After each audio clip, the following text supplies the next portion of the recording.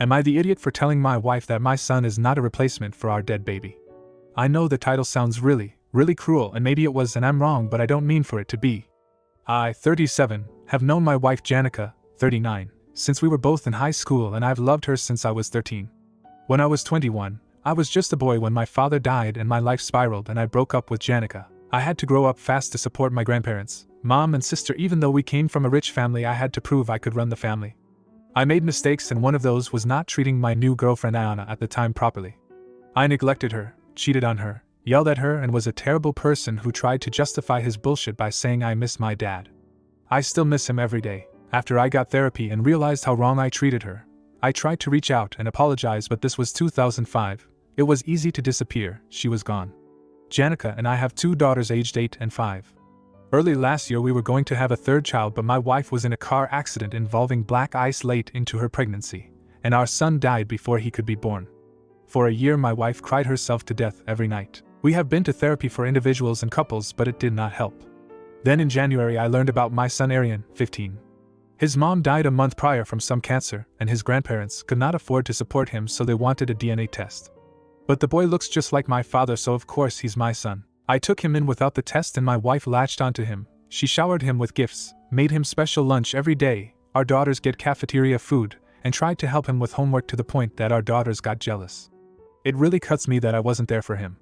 That I couldn't show him love, be there to change his diapers, help him when he was sick, take videos of him. I want to blame his mom, but he loved her, and she's dead, so I can't. We've been to therapy together, just he and I, and last week it broke my heart when he told the therapist he wished he died instead of his mom, because I felt the same way when my dad died, and he feels Janica is trying to replace his mom. I know my wife isn't trying to do that. So yesterday before bed we had a talk which became a fight after I told her that Arian is not a replacement for our dead son, and he's his own person. She got very angry at me, called me an idiot, and hasn't talked to me all morning. She's at her parents' with Arian right now, and isn't coming back later in the day. I don't know if I was wrong and should apologize. I'd bring it up in therapy, but the shrink is on vacation. I'm sorry for the big backstory, it's just so you can understand where I came from when I said what I did. I was trying to protect Arian so I don't feel wrong, but I didn't want to hurt Janica. Was I really an idiot to say that to her? Edit. Things have happened and the situation isn't as bad as I thought it was. I will post an update here in a week or so. Maybe I'll keep responding to comments until then though. Now for a few comments before the update. That is a lot to unpack. You stated yourself that you pushed his mother away with your prior behavior, so wanting to blame her for not being part of your son's life prior to this is you're the idiot move.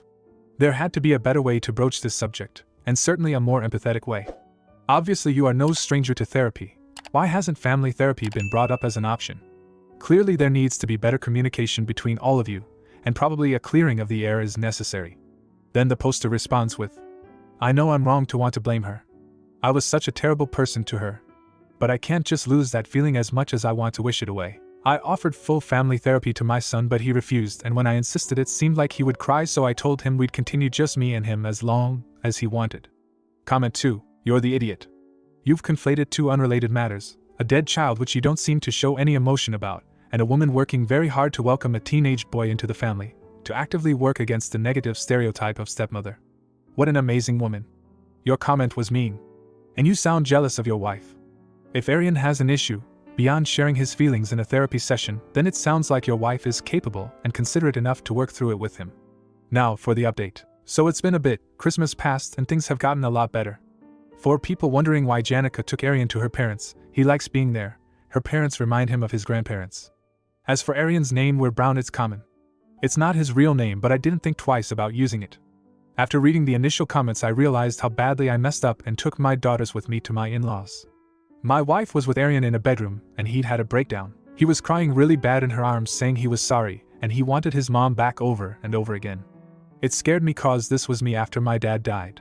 Apparently Janica tried to talk to him about her smothering him, and it triggered him. We got him to calm down and go to sleep before we had our talk. I apologized right away for what I said to Janica. I told her I was too scared about Arian and too stupid to think about what I said. She pointed out to me she knows I'm stressed as it's my father's death anniversary this month, but it wasn't an excuse for what I said no matter how out of character it was. She admitted she let grief for our baby get the best of her for a while, but pointed out I repressed all my grief to the point where I act like it wasn't also my baby. I wanted to say she was wrong, but she isn't. Some of you realize that, and you don't even know me. I admitted I don't know what to do and would do whatever she thought was best. She decided we would restart our couples therapy so we can properly process our grief. Thankfully, she forgave me cause I guess after nearly 25 years she can tell I'm really sorry. Janica agreed we couldn't let the girls feel envious of Arian. So, when school comes back I'll wake up early with her to make lunch for everyone, we'll help everyone with homework together during a study hour, and anything else too. I see now it's not that Janica focused on Arian over the girls but that I didn't step up to help her give them all equal time. As for Arian, he's agreed to let Janica join our therapy sessions and hopefully soon the girls too. On Christmas, I got him a big portrait of his mother, and had Janica sign it as being from her. I think I reassured him that she isn't trying to replace his mother cause he gave her a huge hug and said thank you mom after opening it. I hung it up in his room by his bed. He was also happy when Janica asked about taking him clothes shopping for family photos, which he refused to be in before. He's seemed happier as I'm writing this. He's playing with his sisters on their new PS4. I know it'll take time but I want him to stay happy and know he's loved. I want him to be a better man than I am and I know I need to be a better man for Janica. So I guess thanks guys, reading your comments was the kick in the ass I needed. Comment 1. To state it bluntly, you have a lot of issues to sort through, but you absolutely deserve credit for having enough self-awareness to recognize this, a willingness to proactively address it through therapy, and enough humility to admit when you frick up. That makes you a better person than 99% of the assholes who post here. I respect it. Comment 2. It's so nice reading about people like you, who had an issue, worked through it, and came out stronger and closer as a family. You are all great for communicating maturely and putting an effort in uplifting each other so that everyone gets to have a happy relationship with one another. Now, for the next story. Am I the idiot for telling my wife she is neglecting our son? I, 23, male, am married to my wife, Dana, 25, female. I work and she takes care of the house and our son, James, almost 3. I work every day from 6 a.m. to 4 p.m., sometimes later depending on the shift. Before I go to work, I change and dress James. He is a light sleeper and wakes up to my alarm, and I try make sure he is all set for my wife to take care of him. I even lay out his lunch and snacks, so all she has to do is play with him and give him lunch. Well, over the last month or so I will come home to see James sitting in front of the TV, as my wife sits on the couch and reads.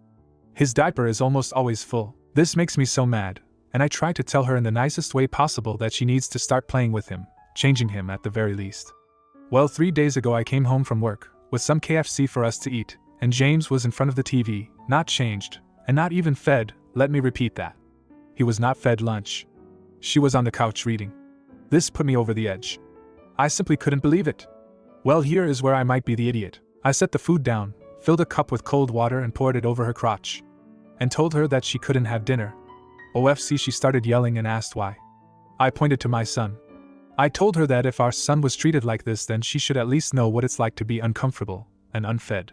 She said that I would have no idea how hard it is to be a mom because I work all the time. I said, well, at least I take care of James, at least I don't neglect him.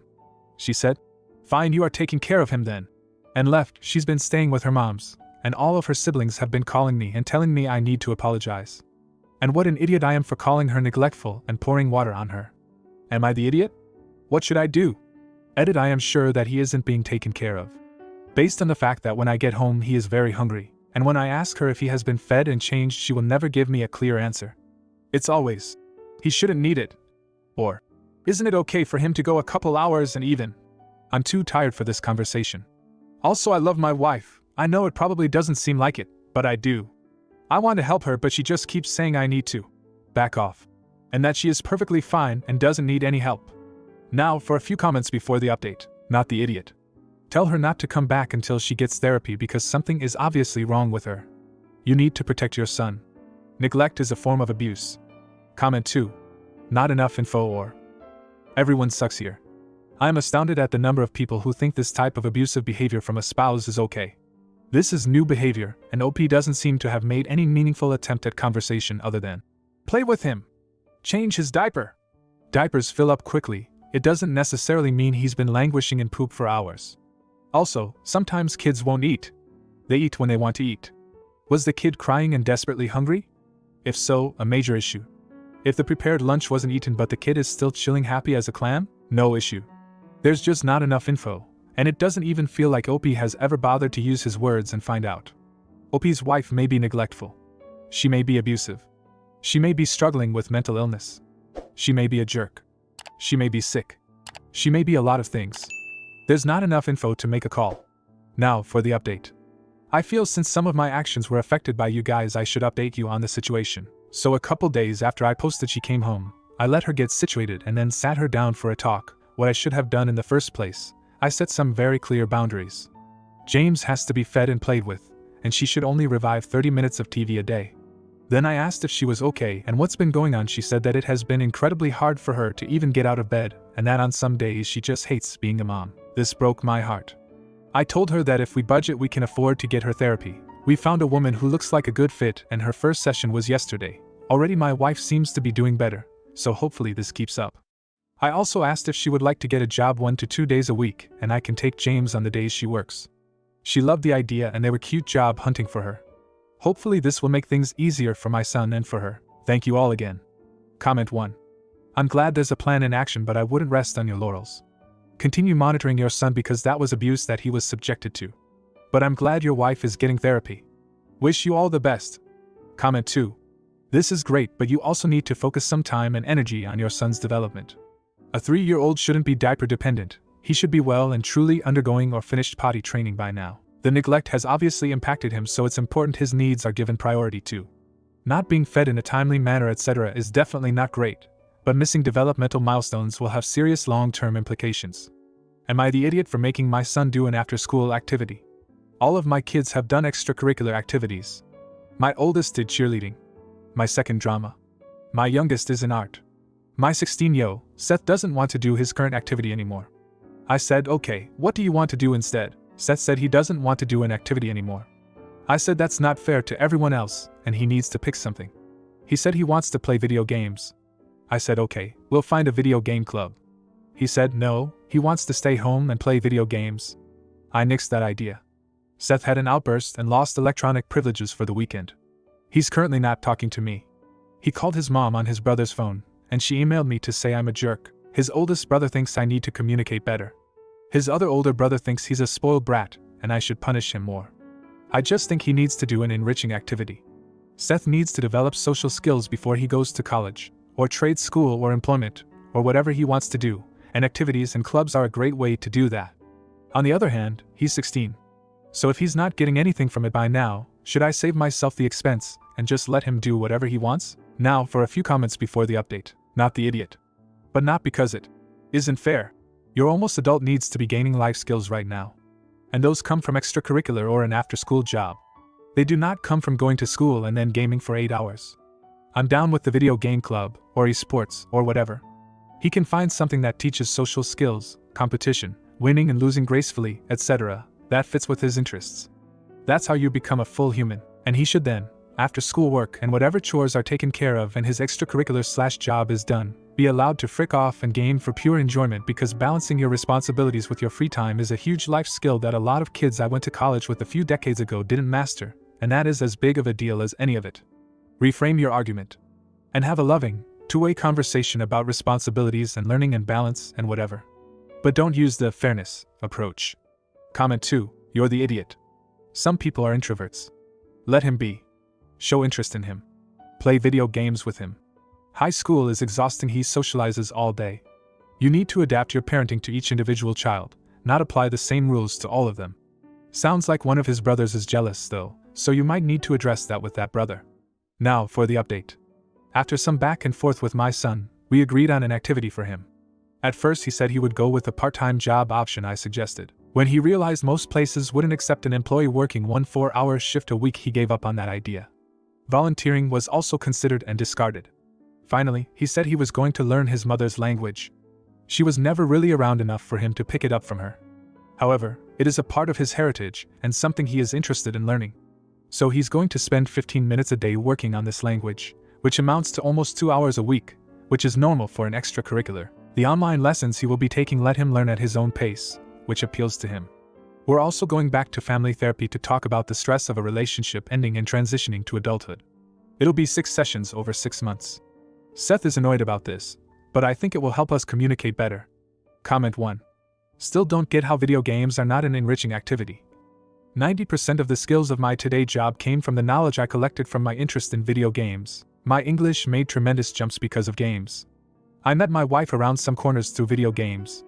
Our best friends too. Before my promotion, I went back to school and went from E to B in French, learning through series and video games, and even made my final exam on a video game from France which scored an A,2. I read the earlier post and am happy to learn that the two of you are figuring something out. Learning something new like a language is a great activity, and I'm keeping my fingers crossed for the two of you. If you enjoyed today's video, don't forget to drop a like. It really helps the channel grow. See you next time.